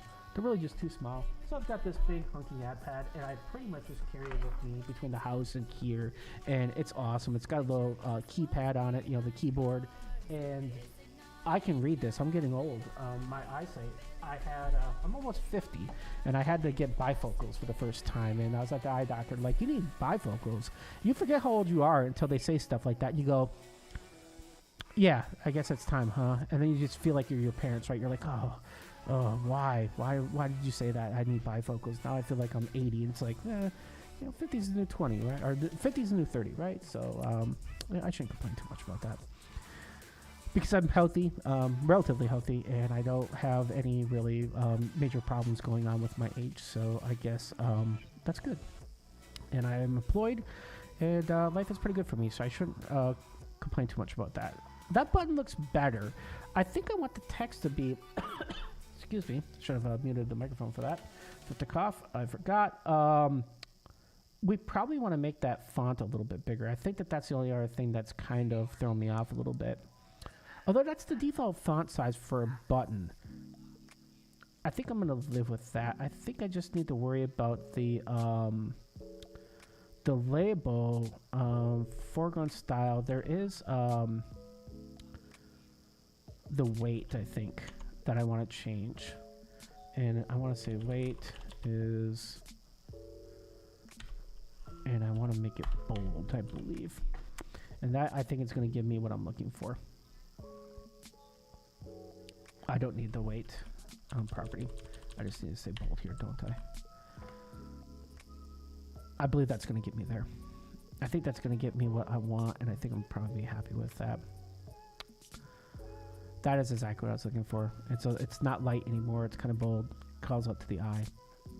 And we can click on that, and it grows. That's pretty cool. All right. I feel like the UI is going well on this. I thought I had I thought one of our streamers usually streams on Thursday at 10, but I guess maybe I'm wrong on that. I've looked at Discord. I don't see anybody stream right now. Let me just double check. Because I can go a little bit longer. The only thing I have in the future is sleep. And so I'm just checking Twitch. I don't see anybody else online that I follow. So, all right, we can go a little bit longer on this here. Cool. Well, let's try to save this thing, man. I think that sounds like a good idea. Now that we've got this growing button thing figured out, we've got our profile view working, and we now need to take that information and send it to somebody to do their job to save that. Let's see here.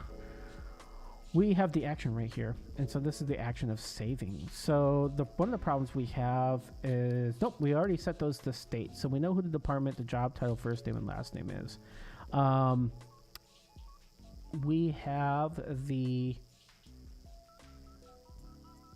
We do have the person that is authenticated in the main view. We keep that inside of a state, an environment object called, it's in the user profile repository. So what we probably want to do is make sure we guarantee we pass the user profile repository down to the view that this navigation, this user profile view. Because if we don't do that, then it won't be able to see it. See how we, right here, see this content view where we pass it down the authentication service? So we would need to guarantee we also pass down environment object, and we want to pass down the user profile repository. We want to guarantee content view has that, because then we can go to content view. That's what's controlling. Let me explain this because I may be confusing some people. It's easier to see an iPad. And if you're wondering why I always also debug on an iPad, it's because I can explain split view better on an iPad than I can on a phone. We have 3 views on in this application because we're using UI split view. It used to be called UI split view in the UI kit. That's what I'm used to programming. This is what we call a sidebar. This is the first view here. This is the content view, and this is the detail view. So what we want to do is that the main view runs all 3 of these. It keeps track of all of them. In content view, we're swapping out dynamically. Content view is making a decision based on what we select in the sidebar, what it should draw. So we're saying, hey, if you click on expense reports, draw the expense report view. If you click on the user profile, load the user profile view. So content view, we have to pass down the user profile repository, because for each one of these things, we want to know who's logged in, and the user profile repository knows who's logged in. It knows everything about user profiles. That's its job, is to know that, and it syncs to the database or wherever. We don't care where it gets that information as the view. As the view, we're just going, hey, user profile repository, it's your job to take care of saving this stuff, putting it wherever you want to put it, so that I don't have to deal with it, because I'm just a view and I don't care. Same thing, Mono. I thought they were in the schedule here, but I guess they're not streaming, so I'll keep going, man, until because getting this to save would actually be kind of cool. So we're gonna have to pass it down, because if we don't pass it down, we don't know the user's ID that's logged in. When we save a user profile, we got to know who's logged in, because that's who we're gonna save that profile for. So let's go through and do that. So we're going to go in here to this user profile view. So one, we already have the authentication service here as an environment object that we're getting in. We need to also add the user repository. So user profile repository, and user. And that should set that up. We will now get that from our parent. Whoever called us will ask for that environment variable, and that will be the same between all of our views.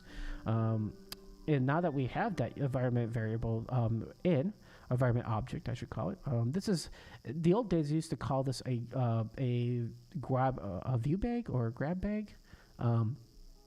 VB developers from the old school of the 90s, they used to have this grab bag or this view bag that you'd have, and you could just stick stuff in it and all your views could kind of see it. And environment objects reminds me of that old school day of how they used to do things like that. What we're going to do is we're going to call you the user profile view, and we're going to tell it also that there is an environment object, and we're going to tell it that the environment object is a user profile repository. And by doing that, and we'll put this on a new line, because we had one of our friends that's a watcher, what's his name, Dan? I think Dan was on here on Tuesday. He was giving me some hints on Swift, his point of view on styling in Swift, and when it comes to like readability and stuff. And he was always saying, hey, anytime you do a period, put in a new line. And I usually use something called Swift Format and Swift Lint, and those two tools combined will give you linting and make your code look really nice anytime you build. I haven't set those up yet in this project, but I probably should do that at some point in time, and that way we don't have to think about that anymore. The linter and formatter will automatically make our code look beautiful, which is an important thing to have. So we're going to go into here. We're just going to steal this because we're passing the buck along to the user profile view. And now what we can do is we can also put that here at the top. And now we have our environment variable. And that means that now we should be able to party, because we'll know who's logged in right now. We needed that because we want to send that over to our friend, the save button. The save button is going to call the user profile repository also and save this. So, but to do that, we need a method or a function in there to do that, right? Because this is a class. So that's going to be a problem. We probably don't have the ability to save something yet. Let's go look at the, not the database manager, but the user profile repository. And sure enough, folks, we don't have the ability to save a document or save a user profile. We only have the ability to load one. So let's go and make a new function for that. Func save user profile. We'll take in a user profile for this. And we'll just say user profile. User profile, and we are going to do a void on that. Actually, we'll do a bool on that. Right? We'll say that if we don't get an exception fault, we'll return true, and if we get an exception fault, we'll return false. So we'll make the assumption that everything works, and we'll say return false. We'll make the assumption everything fails always, and by doing that, we can maybe have an error message show up, and we'll have a happy path then. And if everything works in the happy path, then we obviously will return true. But in the case where we can't, then we're going to return false, and that will probably get us there. So you can see here that we've got our guard statement, but here it's a little bit different because we want to make something called a mutable document. And we're then going to take our object and throw it in the mutable document and then save it. It's that simple. So what we're going to do here is we need to make one of those. So we're going to say let mutable doc equal mutable mutable document. Oh, I don't have the ability to see that because I don't have Couchbase Lite loaded yet.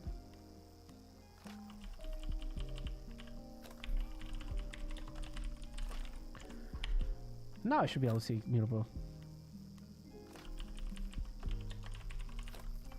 There we go. Mutable document, and we will have an ID. Our ID of the document is going to be the user profile, and it's going to be their email address. We're going to use that as the key for the document. That's the ID for it. So anytime we want to find a document, we need to know the ID of it. And that's what makes it unique in the database. We're going to say that for every user, they only can have one email address. And if their email address changes, well, they should have an alias usually. And that's usually how it works if somebody gets married or something like that. And so we're going to make the assumption that every user has an email address, and that email address will never change. And by doing that, we can use it as the key to the database for saving this user. And now what we can do is we could say, well, mutable document.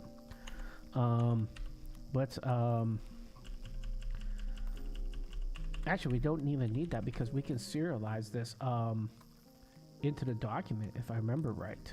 Let me check. Do I have a code example for this? I'm trying to think if I have a code example for serialize this. Otherwise, I think I could just do this from memory. What we want to do is, because the user profile is codable, we would first throw it into a codable.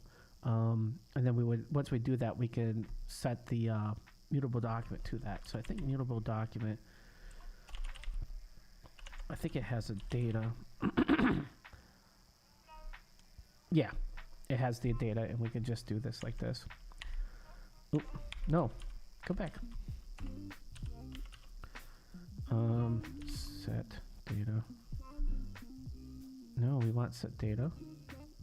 It gave me CoPilot gave me the thing I wanted.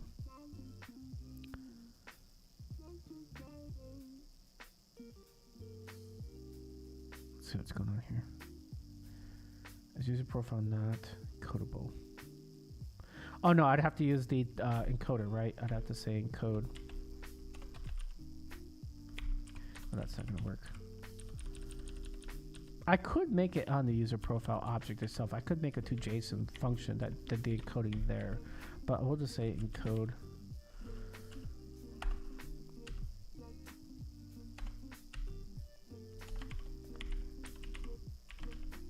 Is that what we need?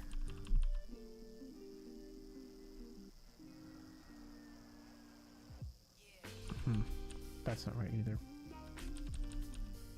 We could use the set field to set each one of these, but you shouldn't have to do that. There should be the ability to just set the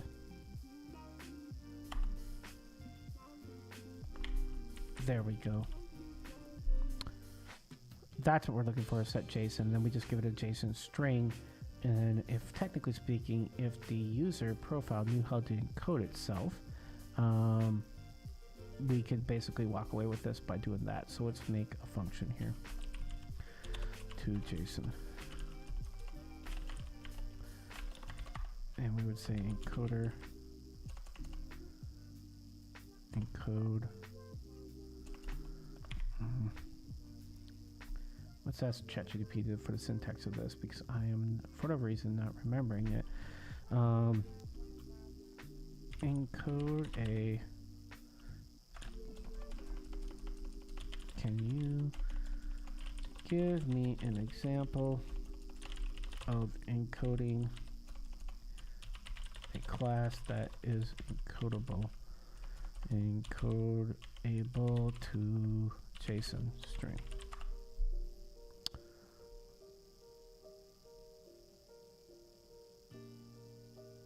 Yep, totally with you on that. First name, last name. Hey, here we go. Now let's make a instance of this class, and then JSON encoder. That's what I'm missing. Good lord.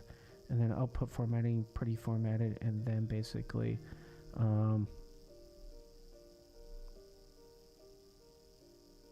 yep.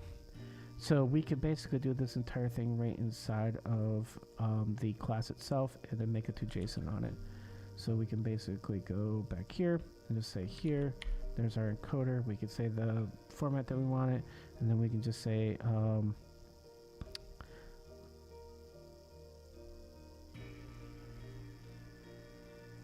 let's just that's gonna be a problem though, because we want to get to try catch inside of the true or false inside of our repository. Let's have our repository do this instead. Let's pass the bug to the repository and have it do this work rather than doing it inside the class itself. So that way we have that true and false, and if it doesn't work, we can always just send it back. So let's do this first of all. Let's go encoder, and let's also whenever we're going to try to encode the document first, and if we code it and that succeeds, let's take this code here and put it in here, and then we're also going to say let's get this here because we are going to want to have this here, and then we can say if we're going to say if the JSON string, we can get the JSON string from the encoder, and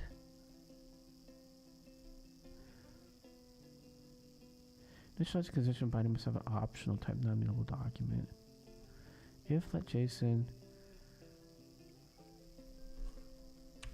oh, it's not,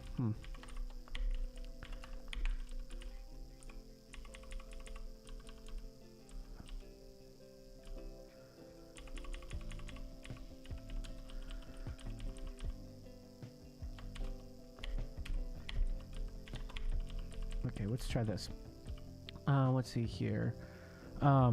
If so, oh, we forgot to tell the JSON what the JSON is. So the JSON is JSON string. It's called.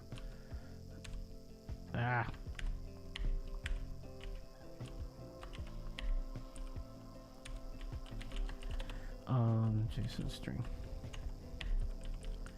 So what this should do. It doesn't need the.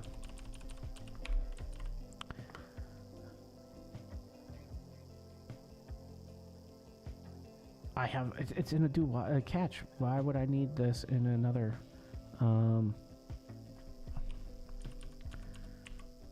Try.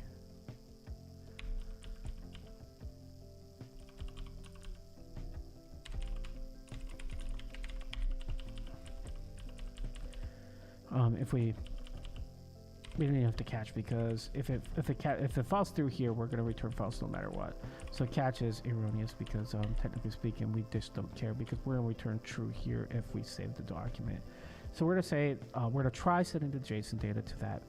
If we set the JSON to the mutable document, now we can just say try, and we have to say collection view. Oh, we got to get the collection view though, and the collection view is in the database manager, which we have. Do we have a pointer to that? We should have. Yeah, we have a collection right here. All right, we do already have the collection saved out. So we're gonna say here collection dot save document, and then the document's gonna be it's gonna be this mutable doc. And folks, that should be it. That should be what we do to save to the database. What are we saying here? And it did not error out. And if we can make it past this try statement without throwing an error, we'll return true. Our happy path has been done. We should now be able to save a user profile to the database, and when the user logs back in, or if we go backwards, we should be able to see it inside the table view. Let's all cross our fingers, eyes, toes, ears, whatever it takes to see if this works or not. And this will be able to end on a pretty high note because we're then saving information to the database. So let's go back here. No name set. Jane, her last name is Doe. She is a mobile developer. Here we go. Notify's going to start streaming on Twitch. That's what I was waiting for. We're probably going to raid them in a few minutes. I'll say that she's in sales right now, but really she's a mobile developer, so we should probably add engineering to our list. But let's go ahead and save. We don't pop ourselves off the view. That's the next problem. But if we were to go back, I don't think that's working. That didn't work. Did we not tell the save button to call the save user profile? That's probably what we did, didn't we? It's blank. It's blank, folks. Wow. You know, maybe we should rate here, verify here, because I'm forgetting to do the core basic things here. User profile, repository.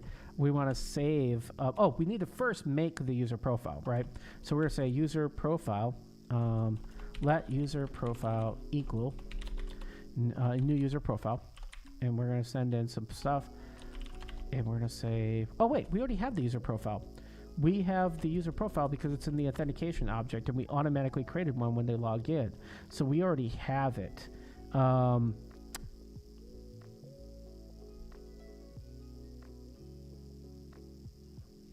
it should be in the user profile repository. So we should be able to say, hey, let's get that user profile equals, and let's get the setting.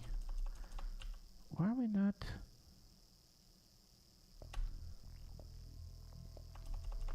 What's going on here, folks? Oh, I'm just calling it. I'm not calling it underscore. Let's call it underscore because that's what I've been doing with these over here. So on the other ones, I think we're gonna probably have to do is get the linter working because we need to be doing this consistently. Authenticated user profile. There we are. Now that we have the authenticated user profile, we can just update the information in it. We can say user profile dot first name equals well, first let's make sure it's not null. If let user profile, then let's do this work. We're gonna say user first name equals we have some variables for this, some state variables, so that should just be first name, right? And then user profile dot last name equals last name, and then we could say user profile dot job title equals job title. And then the last thing we need is departments, and departments are being set to a variable I thought called selected departments, right? And so the only thing is we don't have that in user profile, I think, right now. Let's go to here, see what we have for departments. Departments are really right now a set of strings, but we don't want that. We want that a set of departments.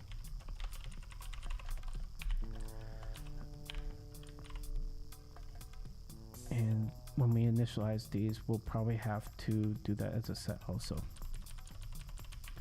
Set department. And we can make that nullable. And make this nullable because we may not have the department. Should we make that nullable? Yeah, because if we initialize it here, we don't have it initialized, then it's gonna go crappy on us here. Because now what we can just do it is initialize it blank here and here, and full name there. That seems like that should work. So then let's see here. If we go back here, now we can just say the selected user profile view. If we go back, we have the selected departments.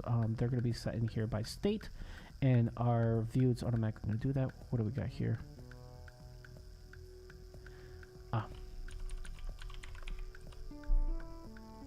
Make it something we can change. And then we can say user profile dot department equals selected departments. Now that we have those all set, we can just say user. Well, here's the whole thing. I didn't think about this for a second. We have a pattern here that we're actually doing wrong. We already know who the user is because it's set in the user profile. We don't need to pass in the user profile. We already know who it is. It's the authenticated user.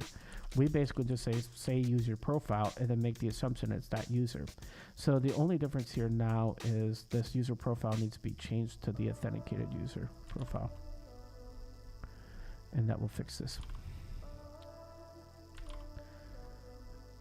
And let's see here.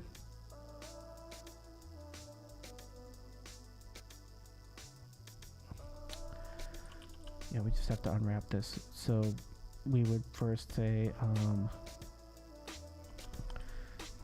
we could probably just do this like this. Guard if let JSON equals this. And we can say, and then we'll say user profile equals authenticated user profile. And then that should unbox it. And then when we do that, we can now just use the regular user profile that we had before. And we don't have to change the rest of the code because this should be the same user profile. And now we've unboxed that. That should be, what do we got going on here? What is it mad about now? Oh, yeah. If let user profile, and then we have to say here else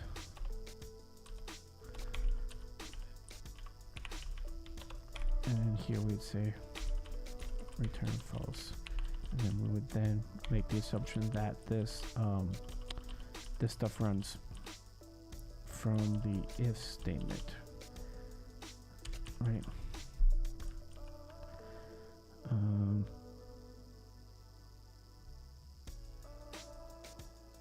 The else is right here.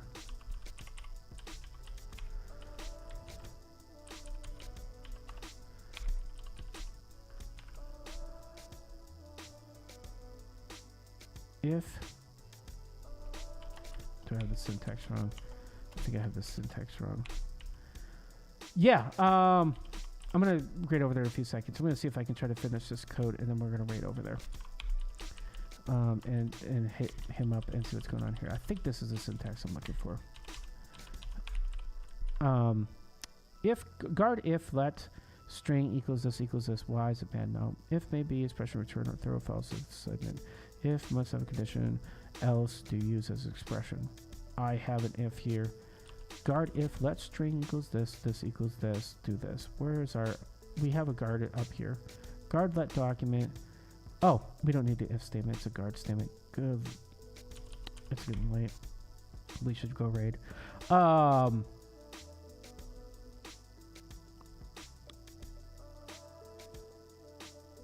So I had it right, and I just, boy,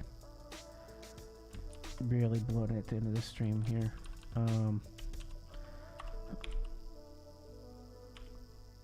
Oop, that was right.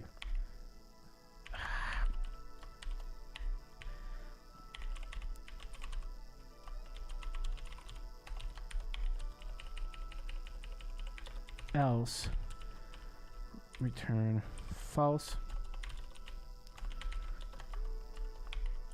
and then the rest of this code should just run then.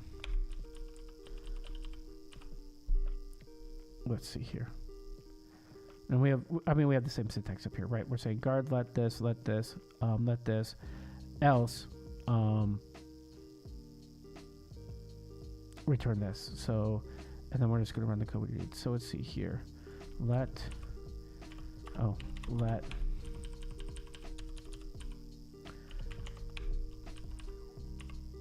so we're going to say let the JSON string equals this, let the user profile equal the authenticated user profile, else.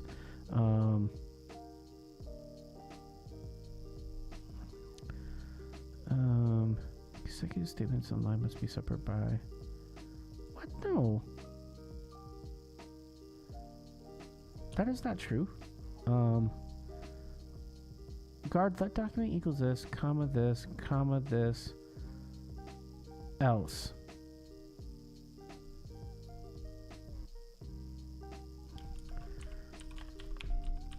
I think it's because I'm trying to unbox it and it doesn't know how I'm unboxing it.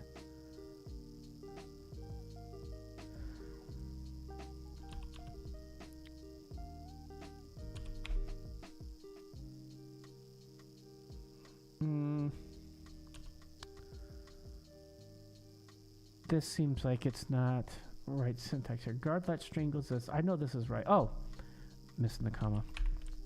Boy. Let's see if that fixes the Xcode monster. There it is. Forgot the comma, folks. Look at that. It's getting late. What is the line from Avengers where Scarlet Jansen, Black Widow tells the Hulk, The sun's setting low now, big guy, to try to get him to form back to Bruce Banner. I feel like that sometimes when it gets towards the end of the night and you're coding, you're trying to fix a problem, and you're just like bashing yourself against the brick wall too hard here. So now we basically took the user profile out because we don't need it, technically speaking. We literally have it already saved because it's technically speaking right here. When we first authenticate in, we go get a user profile. And we set it right away, so then we don't need this, right? Because we're going to just save that if we want to change it. Oh, we don't need to tell ourselves out. We know that. We're going to convert the document using encoding to a JSON string. We'll then set the document here. We'll save it, and if the world turns great, we'll save it. And I think we're just about done here. So now what we can just say is. We're going to get the user profile from here, authenticated user. Now we can just say user profile. What are we saying here? Okay, it's no longer man. All right, and then now we should just be able to say user repository dot save. We're going to say let results save results equal this if actually, you probably could say we should do this so we can put a breakpoint. I'm not going to get into the whole pointer thing. Technically speaking, we put the function call inside the if statement, and then we're not making another reference to a pointer of a boolean. But a boolean is just a string. It's not a something that from a garbage collection we have to worry about here. So it's not really a big deal if we just do this now. Save result, and then we just have to pop off. Else. We want to throw an error message to do. We want to say show error message. The last thing we need to do is be able to pop ourselves off the navigation stack, which honestly, I don't know how to. In UIKit, we just tell the view controller to pop ourselves off. But how do we do that? How do I in Swift UI revert pop myself off the navigation stack? I don't know if it's a navigation link backwards. Oh no. It looks like there's a dismiss. Environment presentation mode.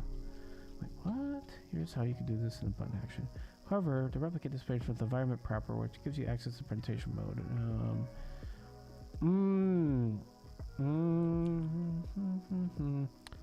That seems wrong.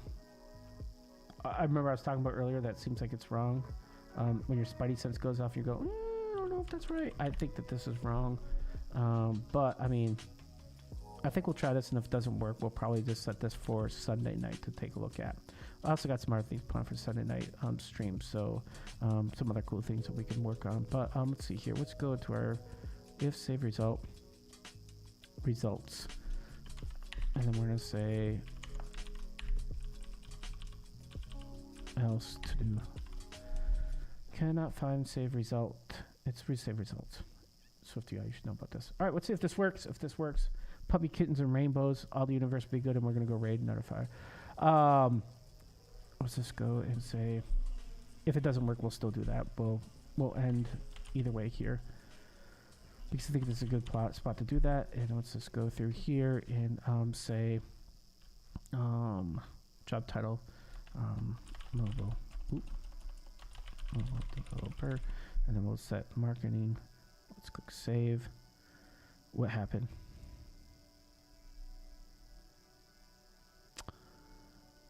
We did not save, or this did not fire. I'm not really sure what happened there.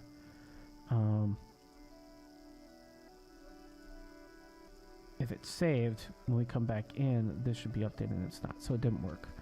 So something happened, and it did not work. We did not save the document. Well, I think that we've worked long. I hear it's about 10:45. I've got a buddy that's streaming. I want to go watch him for a little bit before I have to go to bed.